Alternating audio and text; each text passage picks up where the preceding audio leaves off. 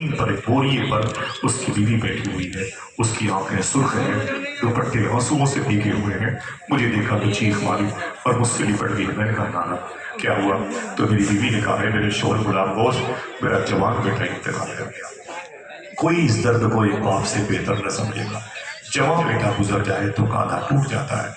मेरा बेटा मर गया, मेरे शोहर, मेरा घर उजड़ गया, मेरी खुशियां चली गई। गुलाम गौस कहते हैं कि मैंने अपनी बीवी को तसल्ली दी, उस बिस्तर की सिरोटों को चूमता रहा। बिस्तर के तकिए पे मेरे बेटे के सर के निशान थे, मैं उसे बोसा देता रहा। मैंने कहा मेरा बेटा गया कैसे, आखिरी सफर कैसे किया, उसकी आखिरी आवाज क्या थी? तो बीवी ने कहा उसने तो कलमा शरीफ पढ़ करके आखिरी सफर किया। बोले और? बोले लेकिन मरने से पहले उसने मेरे दुपट्टे को पकड़ के कहा था अम्मी अब्बू कब आएंगे? मैंने कहा अब्बू तो हुजूर के दीन के तहफ्फुज़ के लिए गए हुए हैं। तो मेरे बेटे ने कहा था अब्बू, अम्मी ने कहा था अगर कब्र में हुजूर आए तो हुजूर को मेरा सलाम बोल देना। अम्मी मुझसे अब्बू ने कहा था कब्र में सरकार आए तो सरकार को मेरा सलाम बोल देना।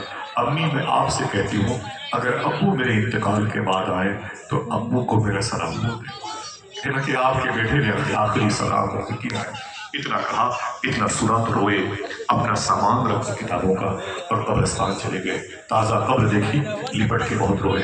बोले बेटे माफी मांगने नहीं आया हूँ, मैंने कोई जुर्म नहीं किया, मैं तो हुजूर के दीन के तहफ्फुज़ व बका के लिए गया था।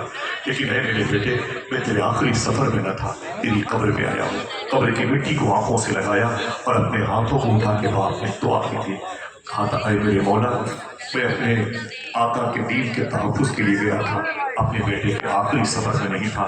और तेरे हबीब के इश्क जो मेरे दिल में मौजूद है उसके सदके में दुआ करता हूँ, ऐ अल्लाह मेरे बेटे की कब्र को जन्नत के बागों में से पाक बना देना, मेरे बेटे की कब्र को जन्नत के बागों में से पाक बना देना। इतनी दुआ मांगी और दुआ करके